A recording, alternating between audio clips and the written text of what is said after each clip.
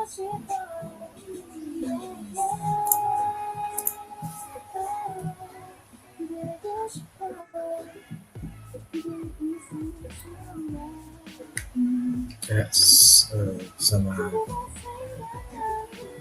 ya, halo teman-teman, perkenalkan nama saya Jason Tanto dengan NIM 1821704.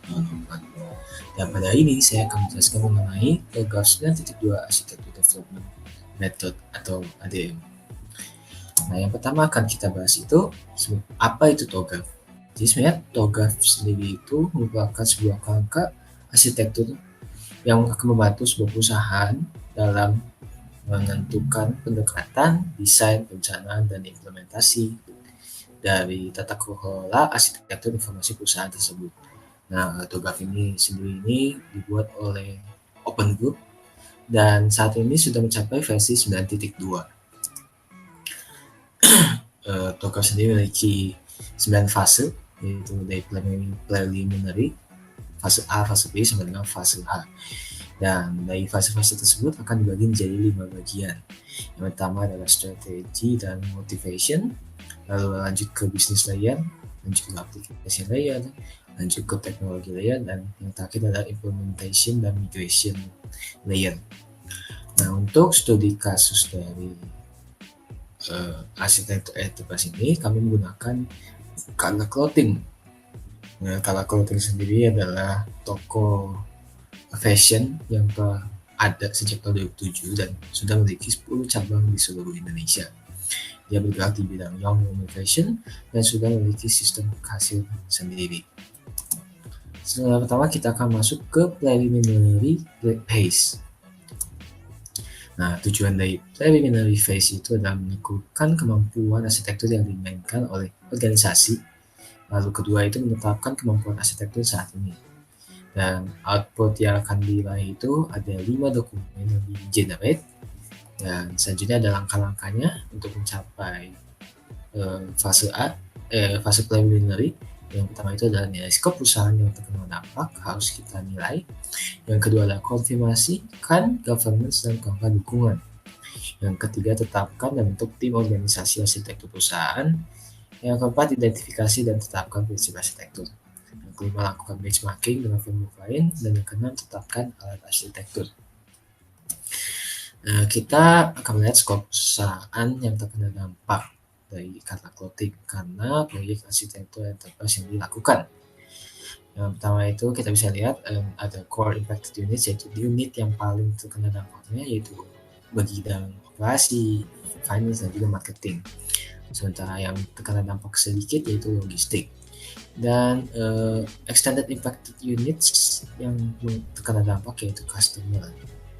Selanjutnya ada governance structure atau struktur organisasi dari kata clothing. Di atas itu ada CEO, lalu di bawahnya ada finance, marketing, kreatif, operation, dan juga logistik distribution. Nah, kami menyisipkan tim arsitektur enterprise di antara CEO dengan bagian bawahnya agar tim AE ini bisa tahu masalah dan apa yang dibutuhkan dari setiap divisi dan juga langsung melaporkannya kepada CEO. Nah, untuk arsitektur perusahaan sendiri ada strukturnya nggak beda jauh dari struktur organisasi. Jadi di paling atas itu ada project manager yang mengurus semuanya, lalu akan dibagi menjadi 4 bidang sesuai dengan struktur organisasi dari color clothing, yaitu financial team, marketing team, operation team, dan logistic team. Dan prinsip arsitektur dari color clothing juga akan kita catat, jadi akan dibagi menjadi 4 bagian, yaitu bisnis, data, application, dan juga teknologi. Selanjutnya akan masuk ke fase A, yaitu arsitektur fiction. Jadi di fase A ini akan memiliki 5 tujuan, yaitu menjamin evolusi dari siklus pengembangan arsitektur, mendapat pengakuan dan dukungan dari manajemen enterprise. Lalu mengesahkan prinsip bisnis, tujuan bisnis, dan pergerakan strategi bisnis organisasi. Yang ketiga, mendefinisikan ruang lingkup dan memprioritaskan komponen dari arsitektur saat ini. Yang keempat, mendefinisikan kebutuhan bisnis yang akan dicapai dalam usaha arsitektur ini. Dan yang kelima, menghasilkan visi arsitektur yang menunjukkan respon terhadap kebutuhan dan batasannya. Fase ini akan menghasilkan 7 dokumen sesuai dengan yang tertera di PPT output. Dan langkah-langkah yang harus diraih atau dilakukan adalah 11 steps. Yang pertama, membuat arsitektur project. Yang kedua, mengidentifikasi stakeholders, concern, dan kebutuhan bisnis. Yang ketiga, mengkonfirmasi dan mengaitkan tujuan driver dan batasan bisnis, lalu mengevaluasi kapabilitas bisnis, lalu menilai kesiapan untuk transformasi bisnis. Lalu kita juga mengidentifikasi scope, mengkonfirmasi dan mengaitkan arsitektur principles, lalu membuat arsitektur vision, lalu mendefinisikan target arsitektur, value proposition, dan juga KPI. Lalu identifikasi resiko transformasi bisnis dan aktivitas mitigasi. Dan yang terakhir, kita harus membuat statement of architecture work. Kita akan membahas stakeholder dan managerial approach. Jadi terdapat 4 stakeholder utama di proyek ini, yaitu CEO, Finance, Marcom, dan Operations. Untuk kategorinya kami menilai CEO sebagai manage closely, Finance sebagai keep satisfied, Marcom dan Operations sebagai keep informed. Change driver adalah mengapa perusahaan kami harus mengadakan perubahan, dan kami mencatat 4 poin penting, yaitu mengapa harus berubah. Karena satu, perubahan cakupan bisnis skala clothing yang semakin besar. Kedua, nilai harga produksi yang meningkat setiap tahun. 3, pengembangan produk yang memiliki mutu yang sama. Dan yang terakhir, perubahan tren fashion yang cepat. Dan opportunities yang ada saat ini yaitu perkembangan teknologi cloud dan sistem basis data. Kedua, penerapan standar-standar internasional pada perusahaan Karna Clothing. Dan yang terakhir, pembangunan usaha konveksi secara internal Karna Clothing. Kami menulis bisnis detail objektif dari Karna Clothing. Jadi kondisi saat ini Karna Clothing masih sangat tergantung dengan pihak ketiga. Sedangkan bisnis visionnya, Karna Clothing itu melakukan kegiatan produksi secara mandiri. Nah, dengan melakukan secara mandiri, biaya produksi Karna Clothing akan terminimalisasi dan juga produksi dapat terpantau dan terkendali secara internal. Yang kedua, kebutuhan strict quality control dan menjamin kualitas produk tetap sesuai standar bisnis. Nah, bisnis visinya itu perusahaan Karna Clothing menghasilkan produk dengan kualitas yang dijamin. Dan impact-nya itu kalau Karna Clothing dipercaya mutunya di kembang pasar dan kepuasan pelanggan fashion Karna Clothing terjaga. Ini masih ada, kalau ini dari sisi data dan teknologi.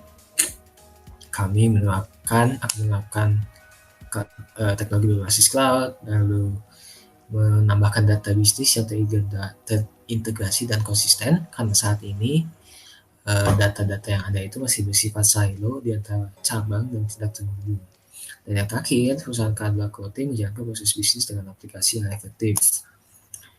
Ini adalah bisnis capabilities yang ada. Kami menggunakan COVID 2019 untuk membantu kami dalam menilai bisnis capabilities dan juga IT capabilities yang akan kita bahas di slide selanjutnya.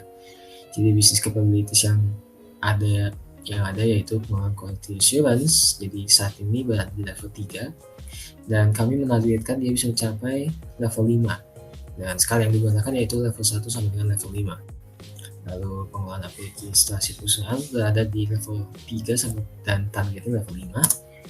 Selanjutnya ada pengelolaan customer engagement berasal dari level 3 dan yang ingin diubah menjadi level 4. Lalu pengelolaan finansial perusahaan dari level 3 menjadi level 5 dan pengelolaan resource perusahaan dari level 2 menjadi level 4. Selanjutnya ada IT capability assessment. Nah, ini menggunakan COVID dan setelah dinilai ada 5 dimensi utama yang dipilih. Yang pertama adalah ensure benefits delivery dengan maturity level 2, manage innovation dengan maturity level 3 atau manage knowledge dengan maturity level 3 atau manage problems dengan maturity level 2, dan juga manage system dan internal control dengan maturity level 3. Selanjutnya kami akan menampilkan targetnya. Nah, kami menargetkan yang pertama menjadi level 3, yang kedua level 4, yang ketiga level 4, manage program menjadi level 3, dan yang terakhir manage system dan internal control menjadi level 4. Tentunya dalam sebuah pengerjaan proses dan proyek seperti ini pasti ada risk yang harus kita antisipasi. Dan 3 yang paling utama yang kita list yaitu fokus perusahaan terpecah, menjadi arsitektur dan juga meningkatkan penjualan. Yang kedua itu cost yang dibutuhkan dalam sistem pekerjaan sehari-hari makin besar. Dan yang terakhir, adaptasi pegawai terhadap alat kerja yang baru, itu membutuhkan waktu yang cukup lama. Nah, untuk memitigasinya, kami membuat sebuah tim khusus atau divisi khusus yang fokus terhadap tim arsitektur enterprise. Yang kedua, kami mencari investor untuk mendanai sistem yang baru, dan yang ketiga, kami membuat alur kerja atau SOP baru dalam sistem yang baru supaya pegawai tidak bingung dan dapat beradaptasi dengan cepat. Saja kita masuk ke fase B atau bisnis arsitektur. Jadi tujuan dari fase B itu mengembangkan target arsitektur bisnis yang menggambarkan bagaimana perusahaan perlu beroperasi untuk mencapai tujuan bisnis. Dan yang kedua, mengidentifikasikan kandidat komponen roadmap arsitektur berdasarkan gap antara baseline dan target bisnis arsitektur. Output yang didapat adalah 4 buah dokumen. Langkah-langkah yang harus diambil adalah memilih model referensi, viewpoints, tools. Yang kedua, mengembangkan deskripsi arsitektur bisnis baseline. Yang ketiga, mengembangkan deskripsi arsitektur bisnis target. Yang keempat, melakukan gap analysis. Yang kelima, mendefinisikan kandidat komponen arsitektur roadmap. Yang keenam, menyelesaikan dampak antar arsitektur dan scope. Yang ketujuh, melakukan review formal oleh stakeholder. Yang kedelapan, finalisasi arsitektur bisnis. Dan yang kesembilan, membuat dokumen arsitektur definition. Baseline business function dari perusahaan yaitu seperti berikut, ada corporate function, business support service, customer management, dan juga product processing. Dan ini adalah target business function baru yang akan diubah. Jadi yang berubah itu ada di product processing. Kami menyederhanakannya dari 12 poin menjadi 10 poin saja supaya lebih efisien, dan juga dari customer, sisanya itu sama. Lalu lanjut ke baseline business service. Nah, ini baseline business service-nya dan target business service-nya. Yang berubah hanyalah sales dan service management. Kami menambahkan website. PPMN yaitu proses dari alur kerja dari perusahaan, tidak ada yang berubah. Dan selanjutnya logical business top view atau pandangan bagaimana cara kerja color coding. Selanjutnya ada gap analysis. Dari gap analysis itu bisa dilihat kalau kita ini akan memperbaharui website, lalu memperbaharui social media channelnya, dan juga mengembangkan customer relationship-nya. Lalu masuk ke fase C yaitu information system architecture. Tujuan dari fase ini yaitu mengembangkan arsitektur data dan aplikasi target. Yang kedua, identifikasi kandidat komponen roadmap arsitektur berdasarkan gap antara baseline dan data target arsitektur. Output yang didapat adalah 4 buah dokumen yang berhubungan dengan data dan juga aplikasi. Langkah-langkahnya ada 9. Langkah-langkahnya ini sama persis seperti pada fase B, namun yang berubah adalah arsitektur. Arsitekturnya diubah menjadi data dan aplikasi. Ini adalah baseline data arsitektur. Jadi ada human resource, customer, finance, POS, marketing dan communication, dan juga product. Lalu targetnya tetap sama karena sebenarnya struktur data dari color coding ini sudah bagus. Namun yang perlu diubah adalah cara menyimpannya, yaitu nanti di bagian teknologi di bagian cloud service-nya. Jadi ada application arsitekturnya dan akan diubah menjadi seperti ini supaya menjadi lebih efisien dan juga lebih simpel. Nanti akan masuk ke fase D atau teknologi arsitektur. Tujuannya yaitu mengembangkan arsitektur teknologi target dan mengidentifikasikan komponen roadmap arsitektur berdasarkan gap antara baseline dan target teknologi arsitektur. Output yang didapat adalah 4 buah dokumen ditambah arsitektur roadmap yang akan menjelaskan bagaimana proyek tersebut di-manage. Selanjutnya ada langkah-langkahnya. Langkah-langkahnya persis seperti fase B dan fase C, namun yang dibahas adalah arsitektur teknologi. Ini adalah teknologi awal dari Carla, jadi masih menggunakan SMS dan koneksi. Lalu ada storage-nya menggunakan database, backup store, dan file access. Jadi belum menggunakan cloud service. Sementara di target application arsitekturnya, kita menggunakan data dan server management yang membuat data tersebut disimpan di cloud supaya bisa diakses secara real time dan juga datanya terintegrasi. Sisanya sama. Lalu lanjut ke Gantt chart proyek. Jadi kami buat Gantt chart. Ini adalah Gantt chart untuk sistem kasir online yang baru dan juga sistem mobile app Carla yang baru. Jadi kami membagi menjadi 5 bagian, yaitu analisis, design, development, testing, dan juga project closure. Semuanya akan memakan waktu 3 bulan total dan akan ditutup pada perkiraan yaitu 8 Agustus. Selanjutnya adalah maintenance sistem teknologi informasi yang ada. Maintenance ini akan berlangsung selama 1 tahun, dan setelah 1 tahun berakhir, terserah kepada klien apakah ingin melanjutkan kontraknya atau ingin memaintain dengan sendiri. Dan selanjutnya ada sistem integrasi progres divisi. Jadi akan memakan waktu 3 minggu, jadi kita menentukan akan menggunakan platform apa untuk report progress. Jadi kami menyarankan menggunakan Trello supaya lebih visible antar progressnya dan bisa lebih efisien. Lalu ada migration plan.